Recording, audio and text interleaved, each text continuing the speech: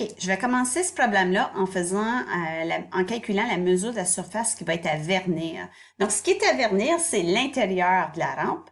Donc, ce qui est à vernir, c'est cette partie-là, qui est le quart de l'aire latérale d'un cylindre.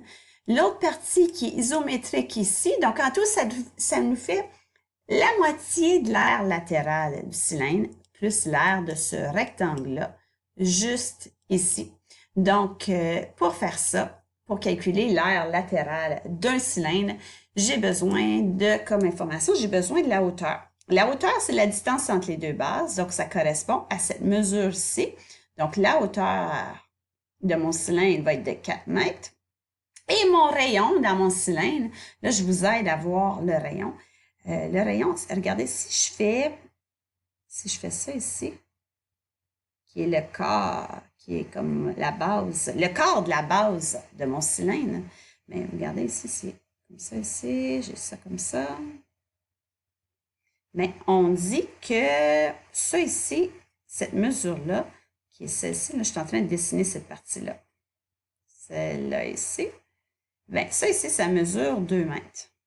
Donc, ici, j'ai 2 mètres. Donc, que je prenne cette mesure-là ou que je prenne celle-ci, qui est le rayon du cercle, bien, ça aussi, ça va être 2 mètres. C'est la même hauteur que le 2 mètres qui est ici. Puis mon rayon, bien, j'aurais pu le placer comme ça aussi. Donc, ça veut dire que j'ai un 2 mètres comme ça aussi. Donc, ça veut dire que le rayon dans la base de mon cylindre, bien, il mesure 2 mètres. C'est mon rayon ici, de 2 mètres.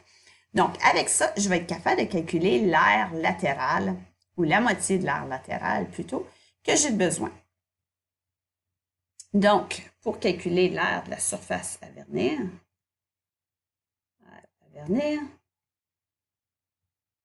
donc la moitié, 1/2 de l'aire latérale du cylindre,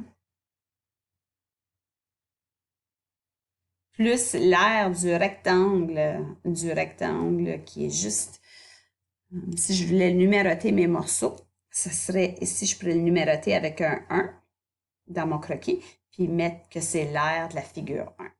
C'est une façon de faire pour communiquer notre démarche. Donc, la moitié de l'aire latérale, je vais descendre un peu pour avoir de la place pour écrire. Donc, j'ai la moitié de 2 pi RH plus l'aire de mon morceau 1 qui va être de 5,5 fois 4 parce que la formule pour calculer l'aire d'un rectangle, c'est base fois hauteur. Je remarque ici que les deux s'annulent. Le 2 qui est ici avec le 2 qui est ici. Ce qui me reste, c'est pi fois le rayon qu'on a dit que c'était 2, la hauteur qui est de 4, puis 5,5 fois 4, ben ça me donne 22. Donc, ce que j'obtiens, c'est 8 pi plus 22. Puis, je ne peux pas regrouper le 8 pi avec le 22 parce que ce n'est pas des termes semblables. Puis tout ça, ben, je vais mettre ça en parenthèse pour dire que tout ça, mais ce serait des mètres carrés. Et voilà, j'ai ma réponse exacte. Si je fais le calcul de 8 fois pi plus 22, ben, je vais obtenir la réponse ou la valeur approximative. Maintenant, ce qu'il nous reste à faire, c'est de déterminer la mesure de la surface qui est à peindre, à peinturer. Ce qu'on va peinturer, c'est l'extérieur. Ce qui est difficile à trouver dans l'extérieur, c'est, en fait, c'est ce petit morceau-là, ici. Celui-là ici.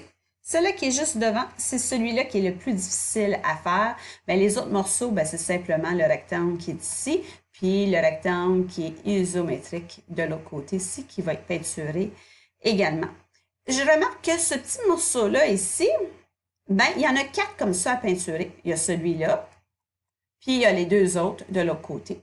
Puis si je complète, une façon de voir les choses, donc si j'y mets un à côté de l'autre ou ensemble, ces morceaux-là, ce que je vais obtenir, c'est ça ici, un disque qui est inséré dans un carré, qui est inscrit plutôt, dans un carré comme ça.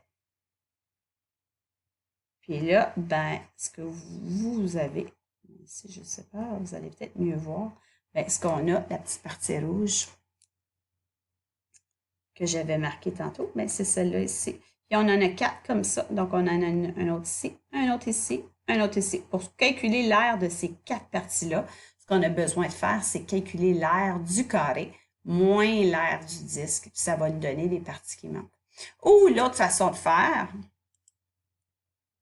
c'est d'y aller ici, là-dedans, puis calculer l'aire de tout ça, moins l'aire d'un quart de disque. Le quart de disque, qui est ça ici, qui est l'aire du disque divisé en 4. Si je procède par soustraction ici, bien, je vais calculer l'aire de un de ces morceaux-là, puis là, il va falloir que je fasse x 4 parce qu'il y en a 4 comme ça. Donc, ça, c'est la façon à procéder.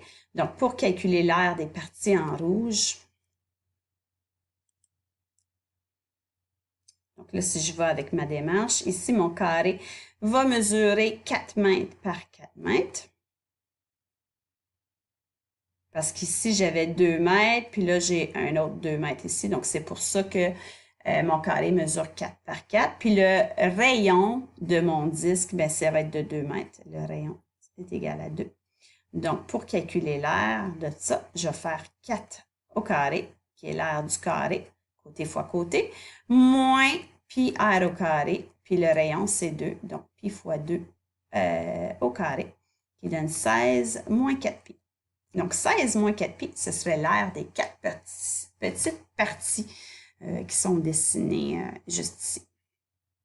Puis là, il ne faut pas oublier qu'à ça, on doit ajouter l'aire des rectangles qui sont aux extrémités.